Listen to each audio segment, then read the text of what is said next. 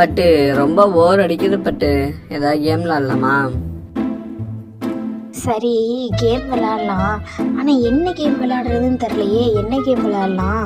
நீயே சொல்லு, இப்போ நீ தானே சொல்லுவ.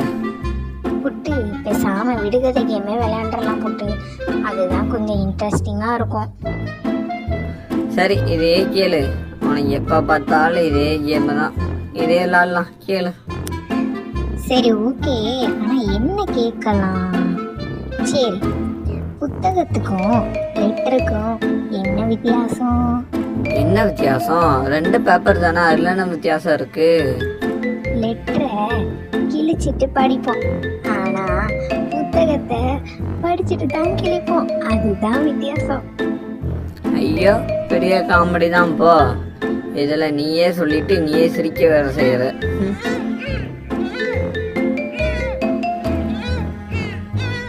பத்தியா, உன்னோட விடுகதை கேட்டு காட்டுல இருந்து ஏதோ ஒன்று கிளம்பி வருது. வா, என்னன்னு போய் பார்ப்போம்.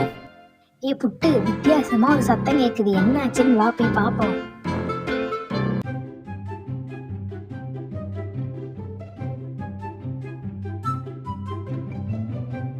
இவ யாரா இருக்கும் புட்டு?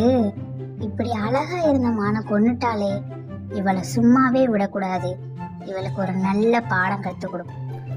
சரி வா புட்டு, அவ பின்னாடியே போய் அவ என்ன பண்றான்னு பார்ப்போம்.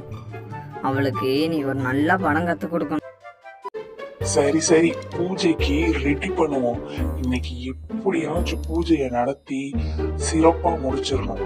அப்பதான் நம்மளுக்கு சக்தி கிடைக்கும். பட்டு, இவ பார்க்க சூனியக்காரி மாதிரி இருக்கா. இவ காட்டுல உள்ள மிருகத்தெல்லாம் கொன்னு அதை சாமிக்கு படைச்சு நமக்கு சக்தி வரும்னு நினைச்சிட்டு இருக்கா. இவளை நம்ம என்ன பண்ணலாம்? இவளை சும்மாவே விடக்கூடாது பட்டு. இவளுக்கு எப்படியாவது ஒரு நல்ல பாடம் கத்து கொடுத்தே தீரணும். சரி, நீ வழக்கம் போல அவன் வேலைய ஆரம்பிச்சிட்ட. இவளை என்ன பண்ணலாம் சொல்லு. சூப்பர் ஐடியா பட்டு, நீ சொன்ன மாதிரியே அவளை பண்ணிய.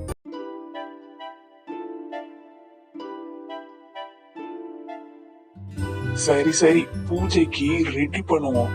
இன்னைக்கு எப்படியாச்சும் பூஜையை நடத்தி சிறப்பா முடிச்சிடணும். அப்பதான் நம்மளுக்கு சக்தி கிடைக்கும்.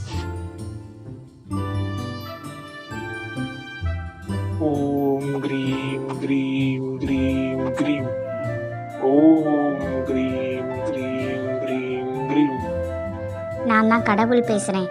கொஞ்சம் என்ன பாரேன். உனக்கு நேரா தான் இருக்கேன். என்ன, எங்க இருந்தோ சத்தம் கேக்குது. ஆனா எங்க சத்தம் கேக்குதுன்றது தெரியலையே. இந்த மரத்துக்கு பின்னாடி இருந்துதான் சத்தம் கேக்குது. யாரா இருக்கும்? இங்க கொஞ்சம் நேரா பாரு.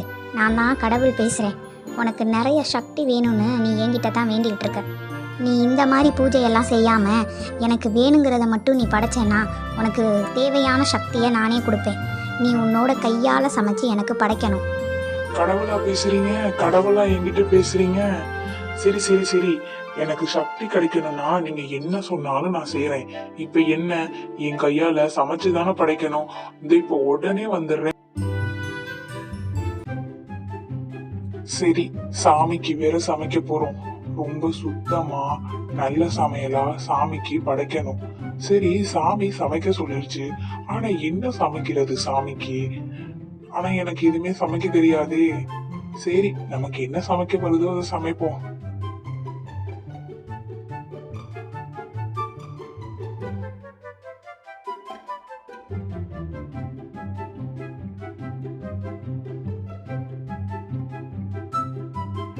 அப்பாடி, ஒரு வழியா சமைச்சு முடிச்சிட்டோம்ப்பா. ஆனா சமைக்கிறது என்ன இவ்வளவு பெரிய கஷ்டமா இருக்கு? சரி, சமைச்சு முடிச்சதை போய் கடவுளுக்கு படைப்போம்.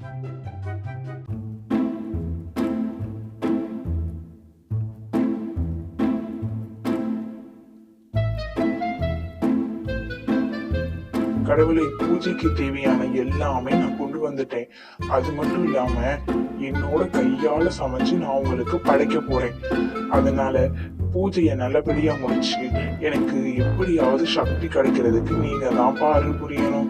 என்னது, பூஜைக்கு தேவையான எல்லா பொருளையும் கொண்டு வந்துட்டியா? இல்லையே. என்ன சாமி சொல்றீங்க? நீங்க தானே சொன்னீங்க என்னோட கையால சமைச்சு உங்களுக்கு நான் படைச்சா எனக்கு சக்தி தரேன்னு சொன்னீங்க. இப்போ என்னன்னா இப்படி மாத்தி பேசுறீங்க? நான் உன்னை உன்னோட கையால் எனக்கு சமைச்சு படைக்கணும்னு சொன்னேன். ஆனால் என்ன சமைக்கணும் என்ன செய்யணுன்றதை நீ என்கிட்ட கேட்கவே இல்லை. அதனால் இந்த பூஜையை வந்து நான் உனக்கு எப்படி நடத்தி கொடுக்க முடியும்? அப்படிலாம் சொல்லாதீங்க சாமி. நீங்க சொன்னீங்களேன்னு தான் என்னோட கையால சமைச்சு நான் கொண்டு வந்தேன். எப்படியாச்சும் நான் உங்களுக்கு படைச்சிடுறேன். இப்ப நீங்க என்ன வேணுங்கிறத மட்டும் எனக்கு சொல்லுங்க. எனக்கு ஒரு அசைவ பொருளை சமைச்சு கொடுத்தா மட்டும்தான் நான் உனக்கு சக்தி கொடுக்க முடியும். அதனால் எப்படியாச்சும் ஒரு அசைவ பொருளை ரெடி பண்ணு. கடவுளே, என்னால உடனே எப்படி அசைவ பொருளை ரெடி பண்ண முடியும்? அட நீ ஏன் இவ்வளோ கவலைப்படுற? நீ தான் ஒரு பூனை வளர்க்குறியே, அந்த பூனையை கொன்னுட்டு அந்த பூனையோட அசைவத்தை எனக்கு படைச்சிரு. அவ்வளோதான். உனக்கும் அசைவம் படைச்ச மாதிரி இருக்கும், எனக்கும் உனக்கு சக்தி கொடுத்த மாதிரி இருக்கும். என்ன கடவுளே பேசுறீங்க? அது நான் வளர்க்குற பூனை. அதை நான் எப்படி உங்களுக்கு படைக்க முடியும்? அதை நான் ரொம்ப விரும்பி வளர்த்துக்கிட்டு இருக்கேன். அது என்னுடைய செல்ல பிராணி. அதை எப்படி நான் உங்களுக்கு படைக்க? நீ வளர்க்குற செல்ல பிராணினா அதோட அசைவத்தை கடவுளுக்கு படைக்க மாட்டேன்.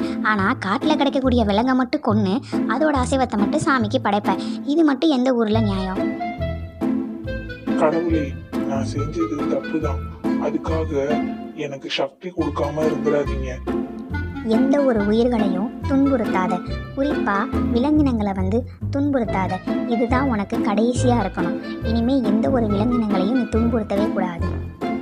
நல்லொழுக்கங்களை கற்றுக்கிட்டு நல்ல விஷயங்களை செய். அப்போ உனக்கு கண்டிப்பாக சக்தி தேடி.